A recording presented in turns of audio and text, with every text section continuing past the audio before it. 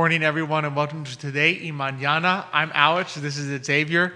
Thanks so much for joining us. We're excited to have you here today. It's going to be a fun show. So Xavier and I are going to talk a little news in the markets, and then we're going to have on both Johnny Epps, who is the owner and chocolate maker at Odyssey Chocolate, and then after him, we're going to have Anwar Allen, who's the co-owner and baker at Allen's Shortbread. So a very delicious show, delicious and delectable show for you today. Xavier and I are going to get to taste some chocolate, and get to hopefully taste some shortbread. So it'll be a fun one. But I know first off, as always, we are presented by Emergent Financial Services. We are powered by Cristel, Noel, State Farm Agency, and we are partnering with Forward Adelante, the premier Latino networking group here in Charlottesville, Virginia. And I know, there's a lot. Just talking with Jerry a couple of days ago. There's so much in the news and the markets. There's always noise. There's always something going on, and there's always a new article to read about who says that things are going great, who says, no, we have to be a little worried. It's just so much uncertainty, I think, is what Jerry and I were talking about the other day. Well, it's funny because financial news is no different than the regular news, right? Mm-hmm. It's the idea is to get you to almost think about everything and anything and make believe that all that information is critical. And it's funny because, I turn on my Bloomberg every morning, and there's 40 to 50 top stories. How can it be 40 to 50 top stories? They can't all be the top stories. Yeah, so and then there's like 40 or 50 commentaries. So there's already about 100 articles you have to read, or you have to cipher through to see which ones are important, which ones are not, right? And it's just, it is truly amazing. And that's why we always say, and that's why I said noise, because a lot of that is noise. And I remember when I first started my career, and of course, back then we didn't have that kind of Bloomberg. Bloomberg wasn't even existed when I first started my career, right? And so, it's amazing. So we used to read the Wall Street Journal or the New York Times or whatever, and you read an article, and I go to my boss. I say, oh, wow, did you read this? And he's like, calm down, take it easy. You're here for a reason. Do your analysis. Think about what you got to do, and don't worry about what's in the Wall Street Journal. Not that it's not important, but you can't just focus on that and say, oh, that's really important. There's just so many things that are going on. Plus, remember, it's all, especially in today's world, it's all designed to get you to click and read. Exactly. So it has to sound overly important. It has to be like, this is the biggest news of the day. You have to click this and read my article, and look how terrible this is. Click it. Get mad, and you have to not fall into the temptation, especially with the markets, because you can't be making investment decisions based on the emotional impact of reading this story in the Wall Street Journal, or this bit of news on Bloomberg, or this piece of news in The Economist. Listen, depending on what you read, you could be saying, I've got to get out of the market now, or you could be saying, I got to get into the market now, right? Just today, right? I saw there's an article, because obviously Lagarde, which is the president of the ECB, is talking today, right? So she said that the near-term future is cloudy. Then the next article says how Blackstone is like gearing up and has already invested billions, right, into what is going to be a booming economy, right? So they're buying, they're not investing in, they're buying hotels, buying airlines, right? So you got two articles. One says, So the ECB is the European Central Bank. Exactly. Whose head is Christine Lagarde. So she's nervous. So she's nervous, of course. And then there's other articles that basically said that Asia's COVID cases are rising, and basically South America is still struggling with COVID. Mm-hmm. So you have pockets of economies that obviously aren't ready to boom. The U.S., because the vaccine, because everything we've gone through, is ready to boom, or at least appears ready to boom. But certainly Blackstone, which is an investment group, certainly thinks so. They're putting their money in that bet. So the question is, they may be early, but I suspect better early than never getting in there, right? All right. But the issue is that again, the noise is so enormous that you sometimes think about, is this the time to invest in X or Y or Z? And you guys talked a little bit about Bitcoin the other day. It was down 35%. It continues to drop, right? But it had a meteoric rise. And so all that information is confusing, I think, to most investors, because it just seems like the market is extremely volatile, right? Mm-hmm. But then you step back and you take a look at the S&P 500. It's up 11% this year, right? Yeah, that's not exactly what you would think of when you say volatile. I take 11% every single year, hands down. Absolutely. Right? It's only we're only in April, right? I mean, mid-April, and it's up 11%. You could sell at 11% now, sell it in mid-April, and hit a target that you may have wanted for the year from your equities. Exactly, and we've talked about it since what? I said 2013, I think it was. The market average market returns about 11%. That's why we always say you need to be in the market. You can't be thinking about, is this the time to get in, get out? You just have to be in it, right? Because it grows, right? Now, you know, it's funny. The other day, 2 days ago, I was looking at this was an article from Schwab, right? And so what they did was they took apart the S&P 500 into the different sectors, right? The high-tech sector, energy sector, healthcare sector, et cetera, right? Finance. Okay. And so, of course, the S&P 500 is always in the middle because it is the index, right? It's the combination of all the sectors. So by definition, it's going to be somewhere in the middle. And then you look at what's on top and what's at bottom. And, you know, the last 2 years, it's been information technology up 30%, 40%, right? And energy's been down at the bottom, right? But you go back in history, it's like it changes. You know, every single sector, sometimes they're up for 2 or 3 years, then they're down for 2 or 3 years. And so the important thing, again, is that you can't be chasing. And it's like, oh, wow, technology is up so much. I need to buy some. And then you take a look at this year, technology is just, you know, it's taking a hit. I mean, things like Plug and Tesla, whatever, you know, I think Plug's like down almost 20% this year. Tesla is only up like 2 or 3% this year. So, so again, you look at the S&P 500, it's up at 11. So if you try to time different areas of the market, or if you try to time the market itself, that's an enormous challenge because you always run the risk of being late. You're the last guy in. Since the returns are not the even one of the S&P 500, it's not the conglomeration. You could always be chasing returns and always be late, and basically say, well, goodness, the S&P made 11%, but I made 2 1 year. I only made 4 the next year because every year I went into the sector that did well the year before. Exactly. And I was always late. Exactly, and that's the last thing.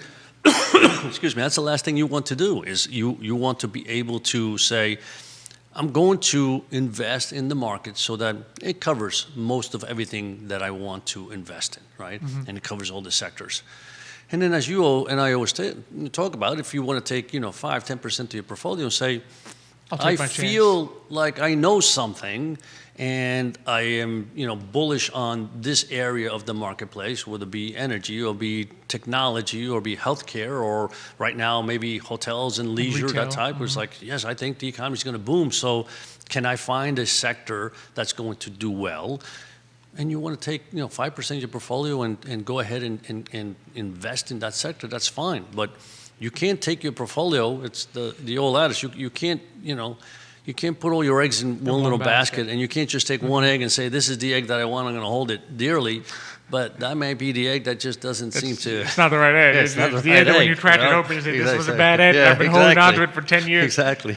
It just doesn't look very good. Exactly. Well, and I think it just goes to show that even the so-called experts, like the professionals that are in this, I mean, you've got the head of the European Central Bank saying one thing, and a very large investment firm saying the complete opposite. Like, they can't both be right. No, they can't. In that sense, if she's right and if Lagarde is right and things are going to go south, then Blackstone is about to lose a lot of money. And if Blackstone's right, then things aren't going south. But it just goes to show you that even the professionals, even the experts, cannot be right all the time.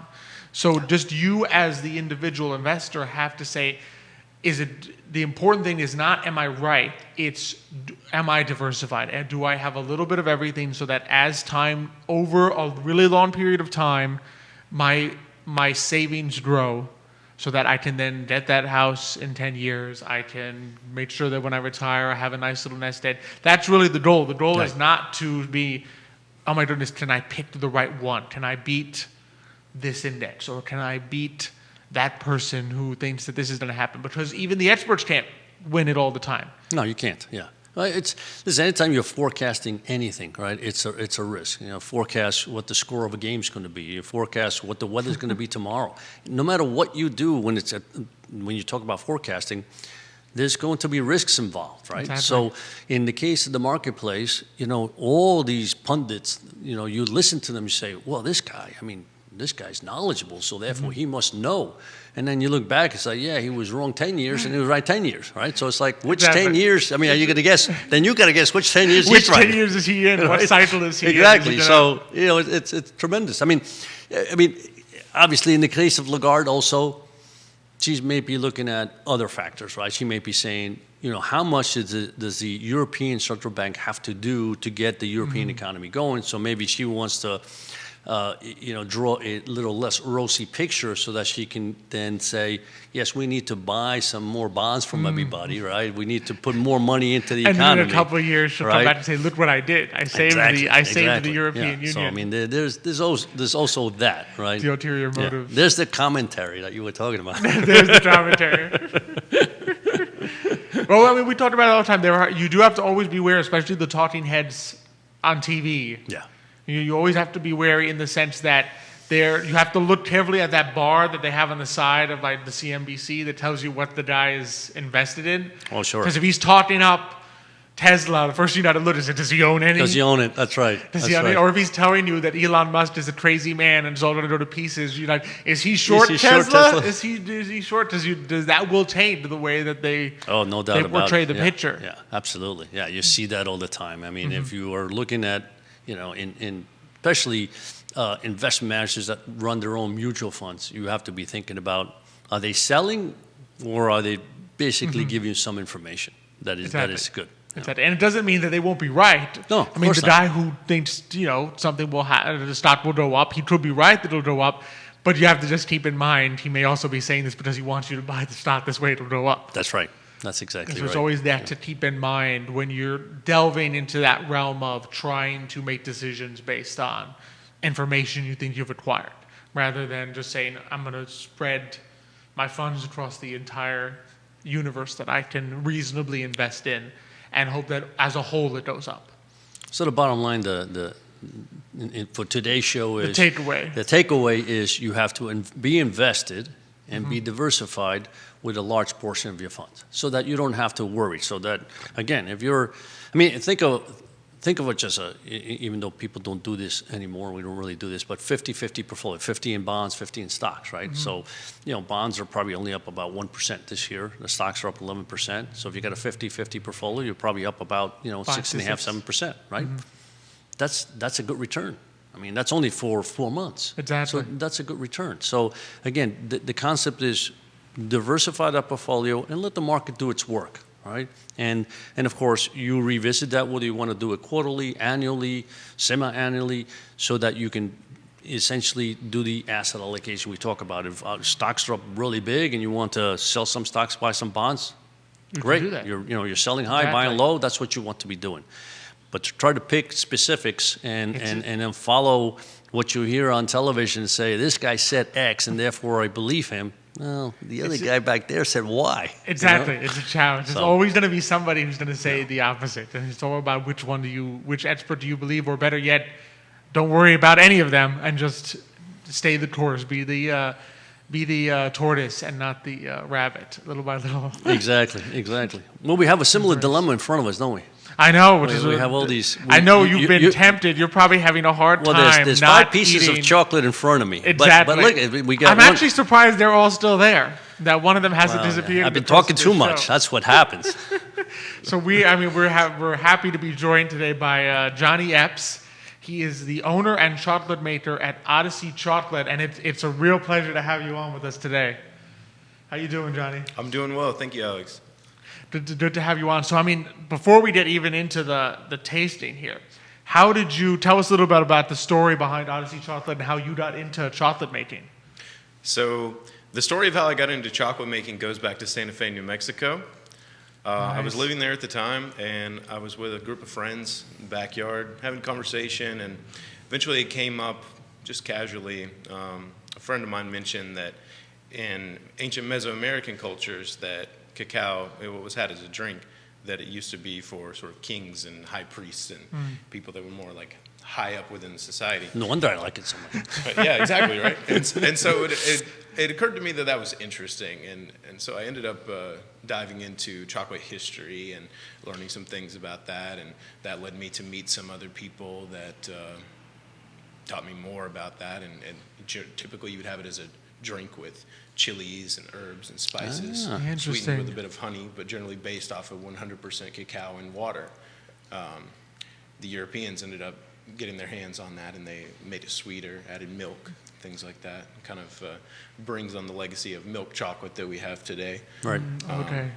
And so what I discovered from that was that cacao has certain properties, sort of like coffee or tea or anything else like that. There's a chemical within chocolate called theobromine. Theobromine is, I like to think of it like the opposite of nicotine. So nicotine is a vasoconstrictor, whereas theobromine is a vasodilator. It gets the blood pumping through your body. Okay. It's very healthy. It's a very healthy stimulant. And there's also a reason that chocolate is considered aphrodisiac. And that would be the reason for that, because it gets the blood pumping through your body. Interesting. I mean, there's a lot of good words going on here. Number one takeaway, if anything, from this interview is that chocolate is healthy. That's right. Chocolate is Exactly. good for you. You should be enjoying It gives you energy, right? Exactly. So you got into then making the chocolate, and now you make a variety of different types? That's right. I typically focus on single origin chocolates. So, for instance, the things that I brought to sample with you guys today, you'll see a few different country names on your list of samples there. Right. You see India, Vietnam, and so what's going on here is, if you guys don't mind if I show these. Yeah, go ahead. Let's These show are- the audience. These are my chocolate bars. So I've got this packaging design here. This is like a Apollo with a chariot. It goes with the Odyssey theme. And then I've got this one. This one is the darker theme. And I tend to put limited editions in this one. This is a little more dark and mysterious versus this one's sort of brighter and uplifting. So when I look at the back of my packaging there, I see my ingredients list, and it just says cacao beans and cane sugar. we go. There's Does it Very say simple. where the cacao beans came from? I usually put that on the front. So every farm that I work with, I either work with one middleman or directly with the farm. Okay. So, and those middlemen work really hard to make sure that every farm that they work with, that the farmers are treated well. So I'm either doing direct trade or fair trade, or even something in between that's a little bit better pricing than fair trade. Chocolate industry, the craft chocolate industry is really great with treating their farmers well and their suppliers well. Where you get into problems is what we call commodity chocolate. So that's where it's just grow as many beans as you possibly can. It's usually Is that like the huge chocolate bar companies and things exactly, like that? Okay. yeah. And you're going to see that reflected in a few ways. One of those is, if you buy, I won't name drop any brands, but if you buy certain brands of chocolate, you'll be at about 10% cocoa mass, which is extremely small. What we're working with here is 70%. 10% is in the U.S. what it needs to legally be of cocoa solids to call it chocolate. Okay. Interesting. I didn't know it was that low. Yeah. How many other things can you think of that if it was 10% of that thing, you could call it that? Yeah, it's true. I mean, I can't. It's important. I'm not sure I would buy. Like if you had coffee, but it's like this is actually only 10% coffee, and then I put a bunch of other beans in it. I would say that's not coffee. Well, and the reason they do that, besides the fact that despite all of the commodification of it, it's still the most expensive ingredient. But even if it wasn't, the reason they do that is because the commodity chocolate, it doesn't taste good.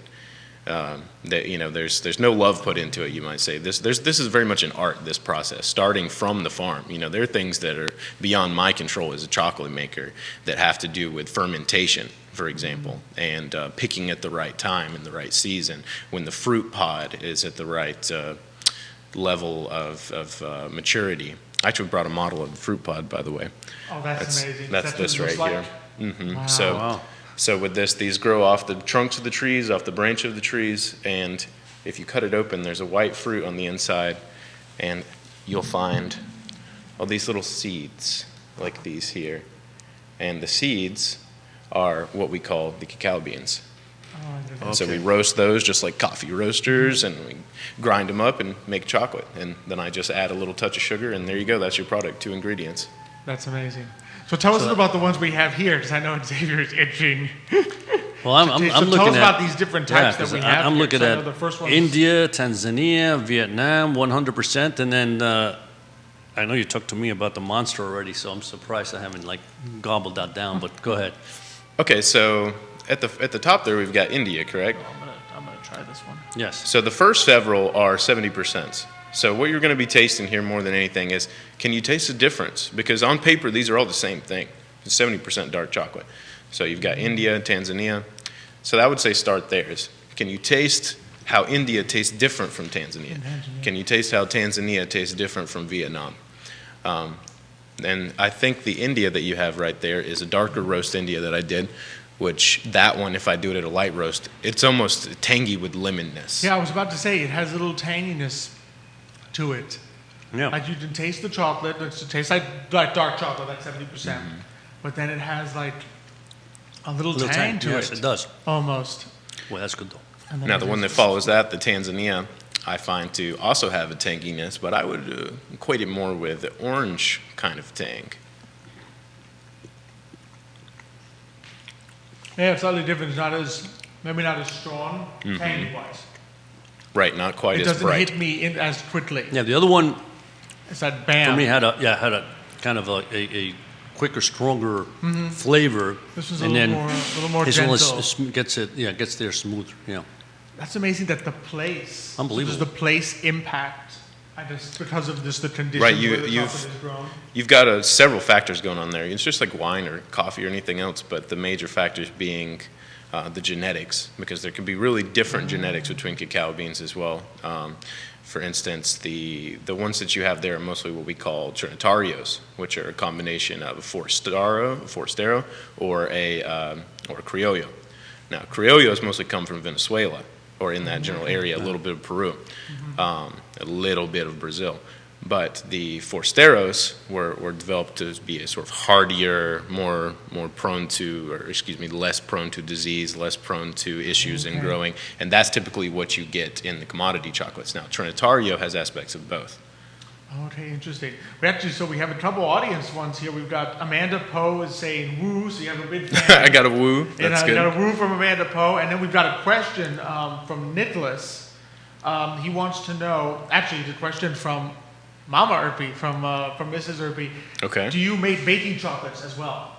That to be used to bake. Actually, there's a shop that's going to be opening here in Charlottesville on Main Street soon. Cake Bloom, another company here that she makes cakes, and she bought, I think it was about 20 pounds of 70% chocolate from me a couple months ago, and she's about to order some more already. Oh, wow. She hasn't even opened her shop yet, so I do a little bit. I dabble in that because it's hard to price it when you're working with a product that takes a ton of labor on a personal front, because making chocolate is really different from being a chocolatier. Chocolatier, you're melting chocolate that somebody made, and you're working with it. Okay. With me, I'm doing that as well to form it into the bar, but I'm starting with the bean, and there's a lot of time that goes into it. So if I sell it bulk for 20 pounds or something like that, it's a little bit harder to price that in a way that people are comfortable with. But we managed to find a number we were happy with, so I'm happy to work with people. But in terms of the ability, because she's probably thinking just for home baking, like to buy, like, so you can use one of these 70%. You can definitely bars use and it. basically bake with it. And I have people do that. You can also make drinks out of it. Oh, that also sounds. That would probably be good for our Really? Christmas morning. I mean, alcoholic drinks or just like coffee? I mean, anything you want. hot It's sort of taster's choice. What I like to do is I do a 1-to-3 ratio. I learned this from somebody I used to work for. Is you shave down the chocolate like with a cheese grater or something, and you heat up a liquid, 3 parts liquid to 1 part chocolate. Heat the liquid first, then you throw in the shavings and whip it up afterwards. You just don't want the chocolate to hit the element, or it'll burn at the bottom. Okay. So preheated liquid, then put in the chocolate shavings, and boom, there you go. You got a creamy drink, and you can up the level of shavings if you want a thicker drink. okay. Christmas morning, Well, hot chocolate. I I just had the Vietnam. Yeah, I was going to say, have you guys worked your way to the Vietnamese I order? did. It's Yeah. nice. It's kind of it's the middle of the other two for me. Yeah. All right. It is. Although I sense it's funny. It's amazing. Like if you hadn't told me that they're all 70%, I would have been like guessing like, oh, this one maybe is 60, Right, maybe right, the no, Vietnam exactly. is at 70 or 80. It's just amazing how the difference from the place can even sort of deceive you as to what percent Exactly. chocolate is, especially when you're just used to it in the store. Like typically you just buy a piece of chocolate. The I only know. thing that makes it different is the percentage.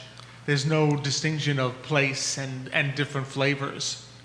Now, would you guys say in what you're tasting, it seems maybe sweeter than you would expect to 70%, or less bitter or astringent? Less bitter or astringent than what you So I would expect? say that the first one was probably the India was you can taste the bitterness. I mean, I'm a chocolate. I mean, I just love chocolate. You like so I don't really that kind care even if it's bitter. I love the flavor, right? Yeah. But certainly the Vietnam and Tanzania. Yeah, You just don't. That bitterness is very mild, and I agree. I would have never guessed that was 70%. Never. I mean, I would have thought it was less because it doesn't hit you with the bitterness of the ones you buy in at a store. So what's the 100%?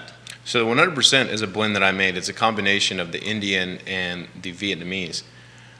So that's a one ingredient thing right there. That's crushed up, roasted cacao beans, ground until they were smooth enough to be a chocolate bar.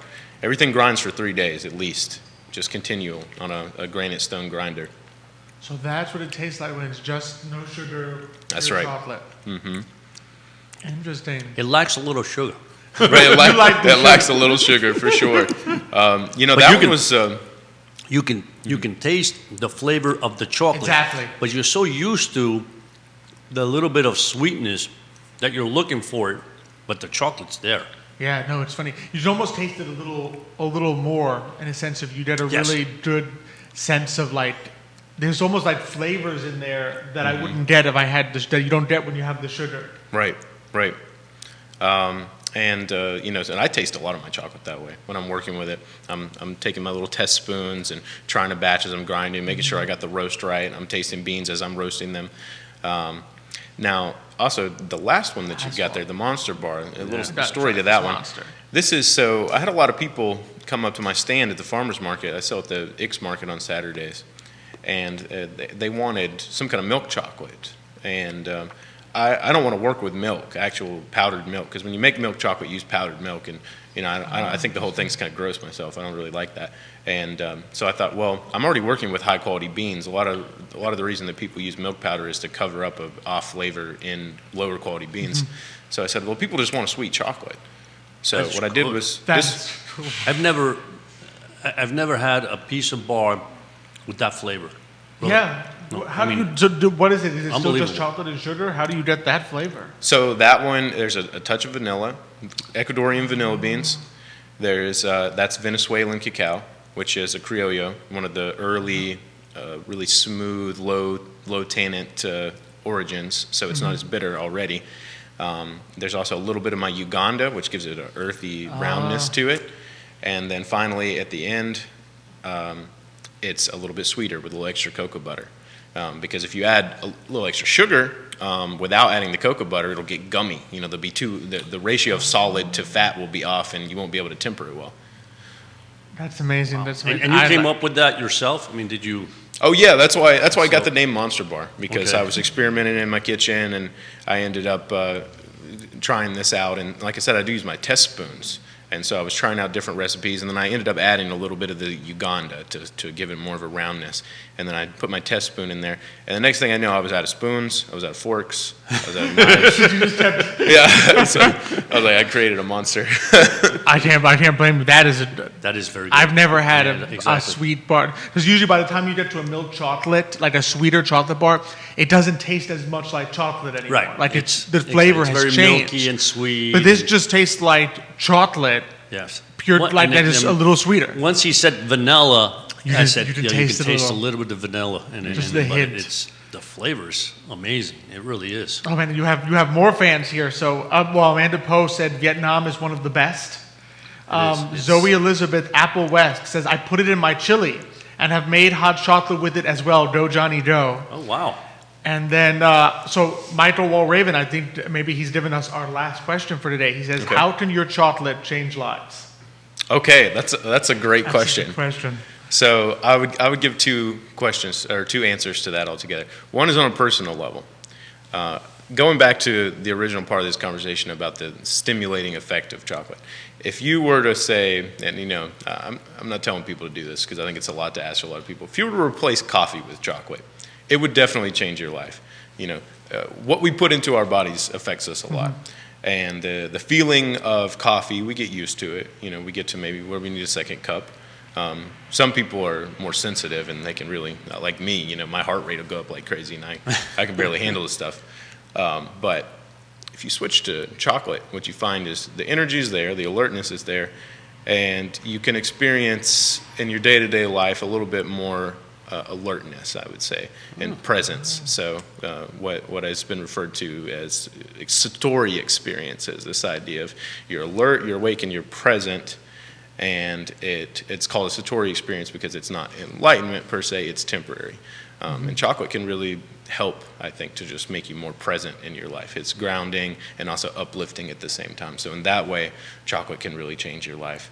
And on a broader sense, moving away from supporting companies that promote and add to child labor and slavery, and supporting local businesses that are working to support other small farmers, so basically if you buy, not just from me, but if you buy any craft chocolate, you're supporting both a small business locally, right, and you're supporting communities. You're supporting communities in Colombia, you're supporting communities in Vietnam, you're supporting communities in Tanzania. Because this is part of a whole movement that I hope gains more traction. I hope we see to where the number of craft chocolate companies can eventually outdo the number of coffee shops in Seattle, because that's where we're at right now. I'd go for that. I would 100%. You know, it's amazing. It's true. You think about it. Sometimes, at least for me, this is kind of a personal observation. But when I'm a little depressed or things just haven't gone right, and I go for a hot chocolate or have chocolate bar, I mean my whole temperament changes. I mean I go for that, right? Because that's what I want. So it's and these are amazing.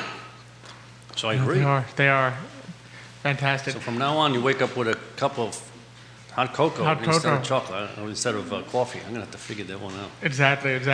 So I'm gonna end with one more comment from Tori Auerhahn. Love to see artisan makers on the show. Odyssey Chocolate is a prime example of an artisan approach to food and beverage. Johnny is truly a craftsman, and the quality of the work is absolutely reflected in the final product. And the new packaging is great too, which I do. I like the Odyssey theme. Thanks the packaging, so much, and definitely fantastic chocolate. So people can find you at the market. That's right, and then also where? Online, odysseychocolate.com, www.odysseychocolate.com, Instagram at it's the opposite, Chocolate Odyssey, and then facebook.com/Odyssey Chocolate. But you can buy it online anywhere in the country. You can find it at Rebecca's Natural Foods.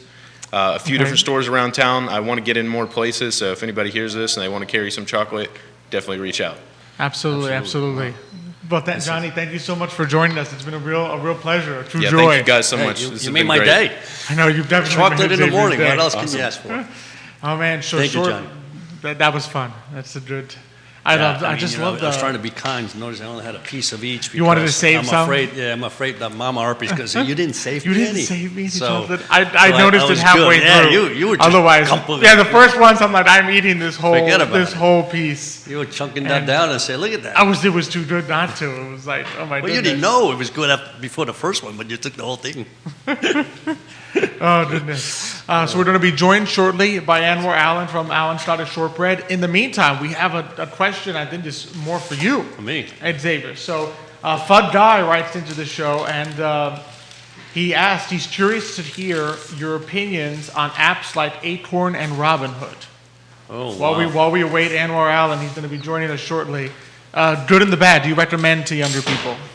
So, as usual, the issue with apps of that type, right, is you really are on your own.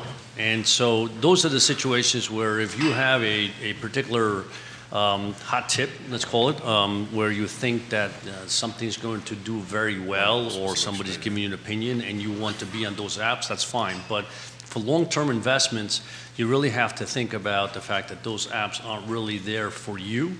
They're there for other people, and that other people meaning really for the traders in the world, and you're not getting the best price. It's the little hidden things. When you get things for free, you always have to ask yourself, why is it free?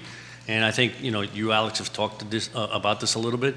The reason they're free is because you're the last online. If you're putting in an order for Tesla, and there's 1,000 orders ahead of you or even behind you, you're last. You're being put last because you're not that important anymore, right? So if that's the case, you're getting the worst price. It doesn't look that way because you just get a price, but you're getting the worst price possible. So you have to be careful about these apps. And again, if you want to do a little investing on the side, you want to use those apps, that's great. But from the perspective of long-term investments, I don't think that's You have to think about it. Fantastic. And thank you for watching the show. A great question, I think. Absolutely. It's definitely something we've been asked before.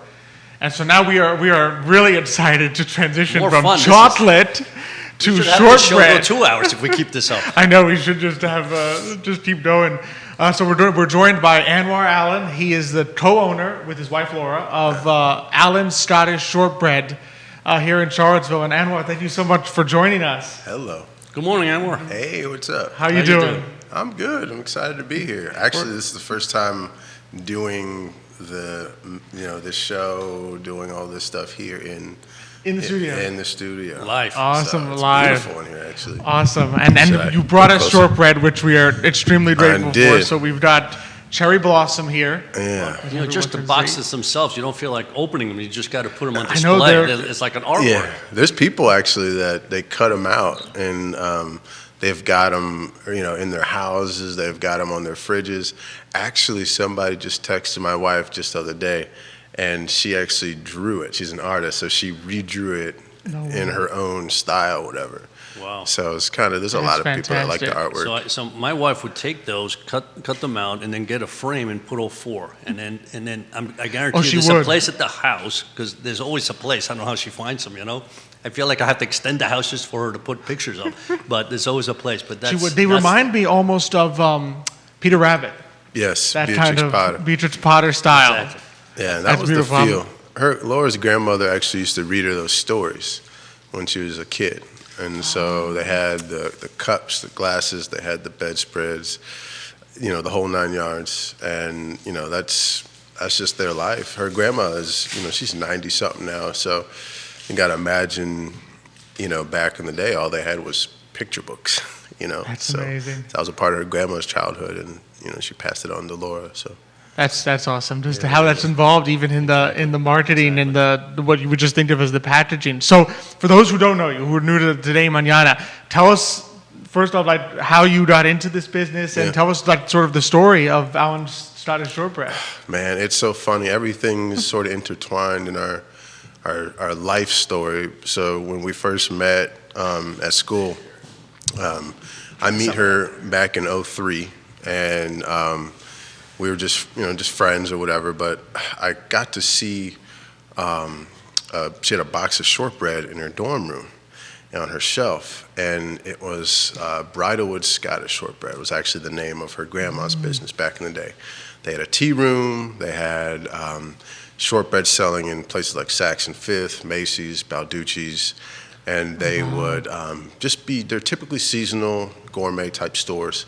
And I'm like, what's up with the shortbread? What's going on? She was like, oh, this is what we did, da da da. And I was like, shortbread, that's weird. Like, who does that? Because most of the time, I love shortbread growing up. Actually, it's crazy how it's all full circle. But I remember my dad, he worked for Mobile back in the day, and the company parties, they'd give out these big things like popcorn and a blue tin of shortbread.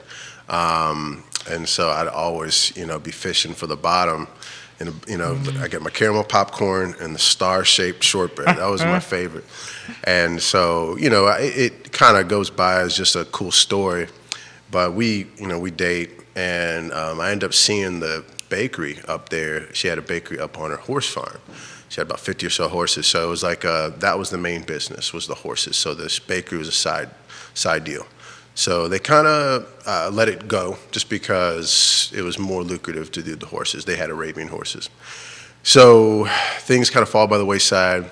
People get older, people move away. Her and her sister, left the farm, all that good stuff. So nothing's being done with the shortbread. So grandma comes to Charlottesville. We're married at that point.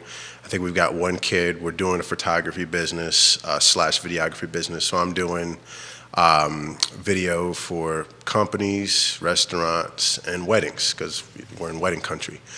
The catch to it is, with a baby and your Saturdays and Sundays, it's not conducive to a family lifestyle. So we could do it for a little bit, but it was like, well, I'd have to hire somebody out because it was hard to find a nanny or something like that, and I'm paying just as much for somebody to watch my kid as I might have just Laura do it, and then I could pay somebody on the cheap to be my second camera.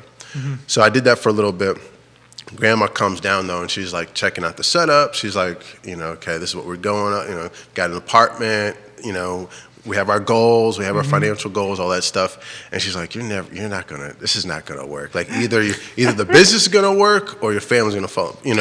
Because it's so much time. That grandma wisdom. Yeah, so much time outside of the family. My whole weekend. So the reason I did it to begin with was to get away from a desk job. I used to work at World Strides, and I was sitting in a cubicle. You know what I'm saying? And I wanted to get into the marketing department, and they didn't see the need for me there, so I had to leave. I was like, man, you know what? I got to do something different than air. I was an air travel guy. I was looking for fares. You know what I'm saying? One of the toughest markets, especially after 9/11. So, we go out on a limb. She says, look, you got to get out of this business. You got to do something else. You got to make some money, and you got to have something that you can actually pay other people to do alongside with you, so that eventually you can do what you need to do. Somebody can run the business. If it's not a business, if you have to be there, essentially, that's what she says. That's not completely true. However, from her standpoint, I could see what she was saying. Right. Like, it's not something. If you're completely a one-man shop and doing all the work, then is it a business or is it a hobby? Thing? So it's and I guess that's a big that's another discussion on its own. But it's not. Maybe it's a trade. You know what I'm saying? Because you're a plumber, you're an electrician. True. But you still got to be there, and if you train other people to do it, they might be able to like start their own thing pretty soon. And that's actually what happened with the photography thing. I trained people to do the thing, and they're like, I got my own gig this weekend. I'm like, what? So that we did that back in 2014. Started up. She came down on a train with some cutters, with the first six pans we ever used. She bought us a mixer from this lady, Sheila Talbot. We were at a church picnic or a potluck, and she says, afterwards, she's like, you're going into the shortbread business. We're like, what? She was like, I just bought a mixer off of this lady, Sheila. And Sheila had paid for her kids to go through college at the markets that are downtown. So she was done with it. Okay. So she sold us our first rack, our first mixer. Just happened to be one of the only kitchen shares just opened up. Pie guy, Justin Begley, I don't think he owns it anymore. I think a guy named Keith owns it now. And he sells, shout out to Shenandoah and Keith. He's selling the pie guy up at Shenandoah Joe's. Anyway, so, we just gave it a shot. We were sharing a kitchen share. And, I was just like, we'll just make enough to sell to markets. And awesome. It just kind of snowballed from there, Whose recipe did you use? It's grandma's from Glasgow Scout. Okay. Yeah, so it's butter flour, sugar, rice flour. It's actually not her recipe. It's her sister's recipe, but we won't talk about that. We won't say that on air. Don't worry. No, I'm joking. She knows I love her. She could actually, she'll probably watch this later on. But she'll say that her aunt was actually the better baker in the family. But her mom would make this. So her mom, they'd always have shortbread on the counter. So her mom would actually make this, and they'd go to school with it. And it's a simple recipe. And back in the day, when the war was going on, they would have something always in the pantry because, it was tough times. So, that was something they could count on was shortbread and cans of fruit. So, wow, what a big story. So I see. Obviously, there's three different boxes flavors here, right? So this one is the chocolate cherry. I love the chocolate. That's a pretty nice one. Now, honestly, we think we have about 7 or 8 flavors now. Wow. And I'll probably forget it, but there's lavender, Earl Grey, lemon, pumpkin. Our traditional is always a home run. That cherry chocolate. We're just now coming out with a matcha flavor. Coming out with a birthday cake flavor. Come out with a wedding flavor, which is rose, vanilla, lemon. And we're commemorating 15 years of marriage and 7 years with the business, and all of it falls within like the same week. So it's kind of a cool little time for our business and our family. That's awesome. How do you decide on new flavors? So it's a cool little, her grandmother actually did business up in upstate New York and the border of Massachusetts. So she was actually, when she was first starting out, she was actually hawking shortbread at markets up there alongside another guy that was hawking his tea. His name was John Harney, if I'm not mistaken. So if you've ever seen Harney and Sons Teas up there, up in the north, they were actually starting about the same time back in the 70s, 80s, something like that. And so he was selling tea up there, and he had a little tea room, and she would sell the shortbread there, and so they had a little relationship. Years later, maybe about 3 years ago, 2-3 years ago, Laura contacts them again. I send them some samples. We get in touch, and we're talking at this point to his son and his grandson. And we're like, hey, we're like, doing this thing again, and we see you doing your thing. How about we kind of collaborate? So we already had pumpkin, had lemon, but we weren't doing the type of stuff we're doing now. Like, we actually put tea in the shortbread, and we come up with flavors that That's how it does. kind of go with what they're doing. So if they have a cherry chocolate blossom, or not, I think they do have maybe there's not chocolate in that, but anyway, so they have a matcha, they have lemon, they have a pumpkin spice, they have Earl Grey, so they got all that stuff already. So we kind of tweak it. We do some emulsion sometimes. We'll do some sort of bergamot oil to go with the Earl Grey. That's all Earl Grey is, anyways. And so we'll do different flavors, what we can with our capacity, and also what tastes good with shortbread. You can't get too wild with it, but so they have ideas. Sometimes we have ideas. And the guy that we work with closely with it's Emmerich Harney and Mike Harney. So they're, shout out to them. They really gave us a shot to kind of branch out into some. They sell a lot of shortbread for us. They sell more than Whole Foods does. Wow. And we're in about 60 or so Whole Foods stores. So that's pretty good. That's really good. That's I'm amazing. surprised. They are a giant of a company in terms of what they sell with tea.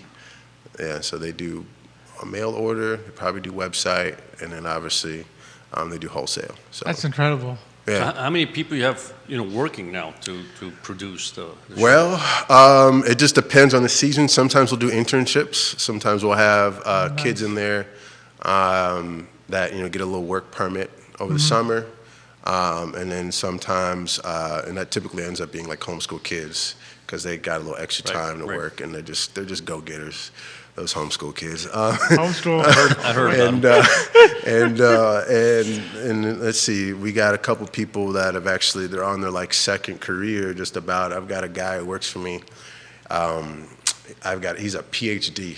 The guy is super smart and he's got some extra time. And then I've got a husband-wife couple and another lady, also very well-read. They've got like 2-3 degrees. It's crazy. Like, they've just got extra time and they don't mind being around me. So, it's been. Is that a challenge? Is what I'm trying to say? No, I'm a nice guy. It's the networking. Honestly, when we first started, somebody at our old church was like, "Hey, you starting up the business? I know somebody you got to have." She was like, "Call up Lois McGill." And I was like, "All right, call her up." She's a homeschool mom, had 4 kids. 2 of her kids in the military. One flies planes, one's like a ranger. Wow. Her daughter's a nurse, one of her daughters a nurse, other daughter was in the military. So, like, she did a good job. And she's like, so it's cool that she would even, spend time with us, and help me out in the bakery. And her husband's cool too. So, yeah, it's interesting how people have, like, kind of come alongside us. We're so blessed. Like, we couldn't have looked at a Craigslist ad, put out a Craigslist ad and found the people we have. It's definitely a miracle. I don't deserve them.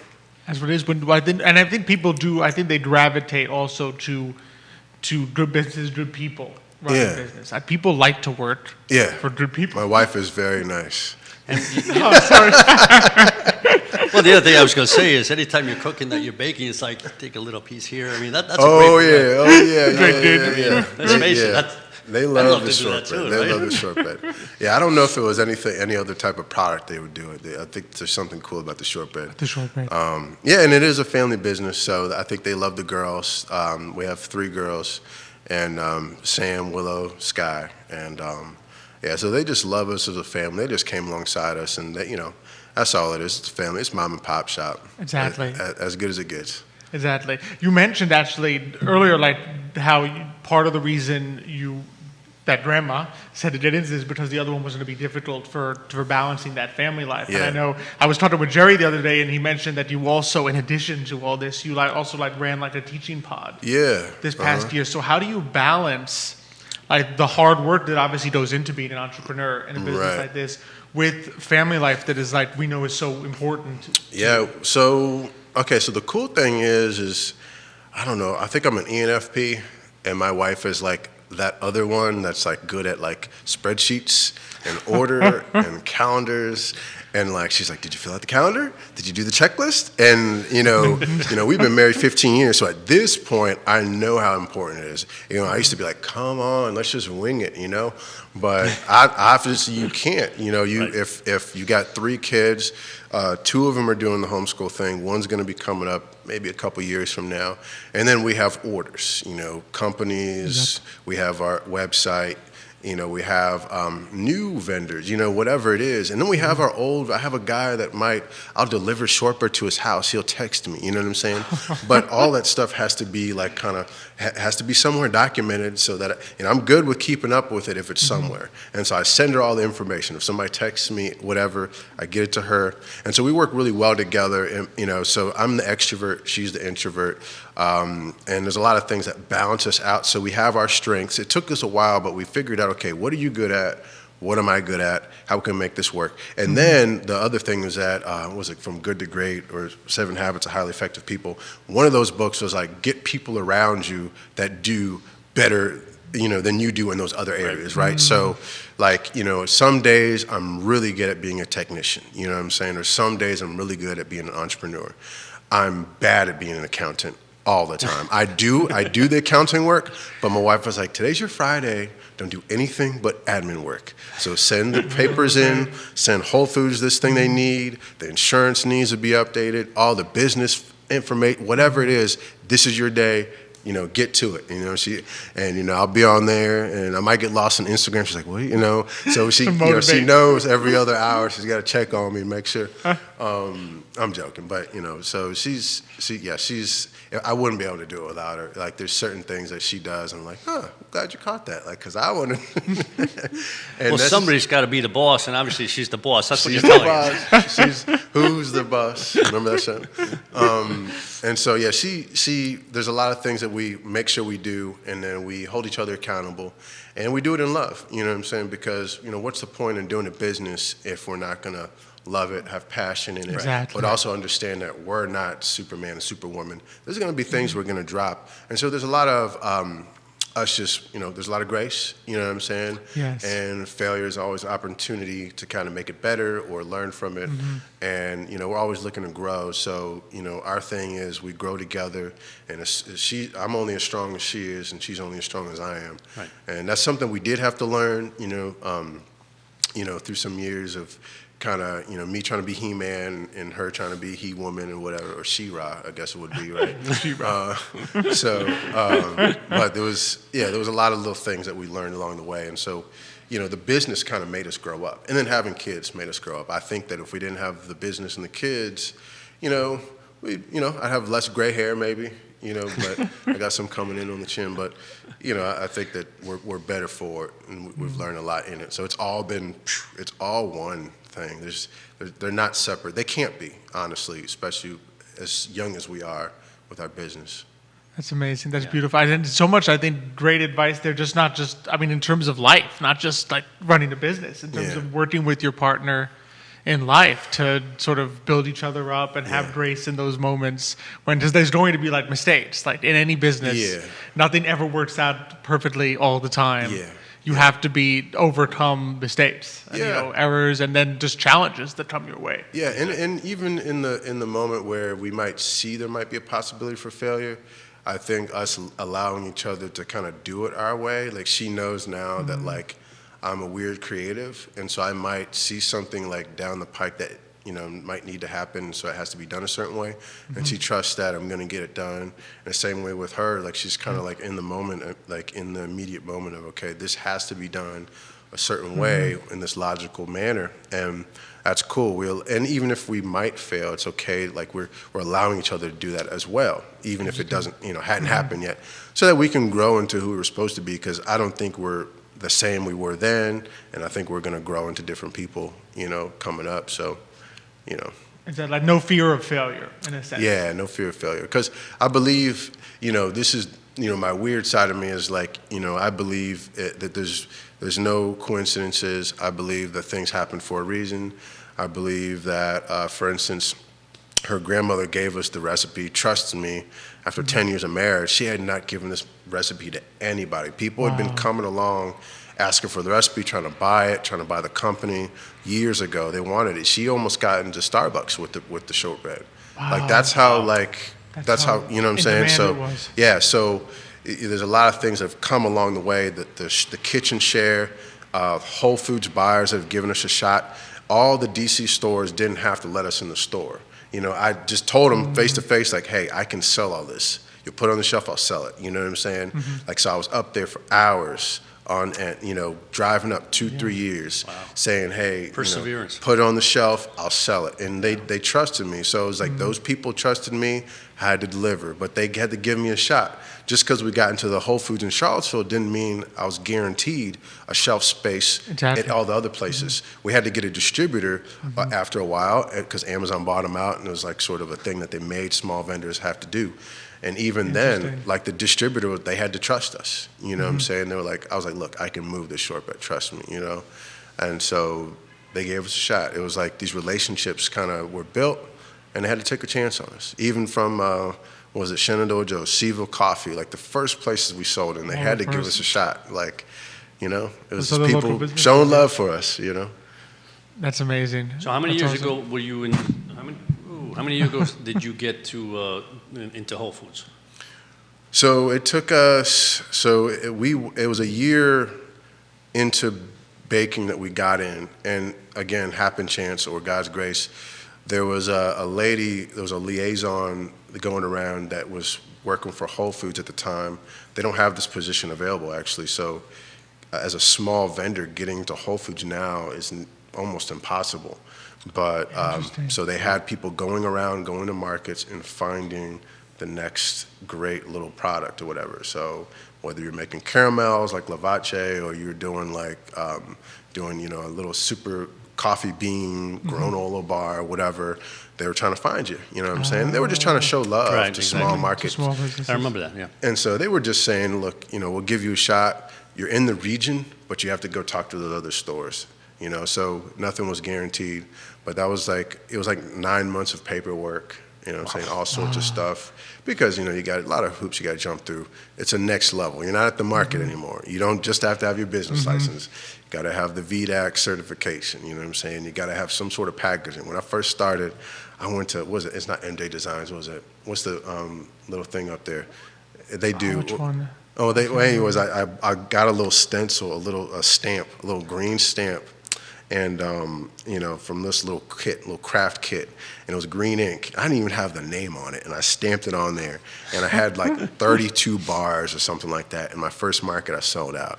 And if that didn't happen, I probably wouldn't have done it again. I was like, good try, But yeah, so we started with no packaging. And then we found a box company up in the Northwest. So yeah, it was just like little by little, we made it on the shelves, and then we've been doing that maybe 5 years, and then the distributor, we didn't get that till maybe three or 4 years ago. Amazing story.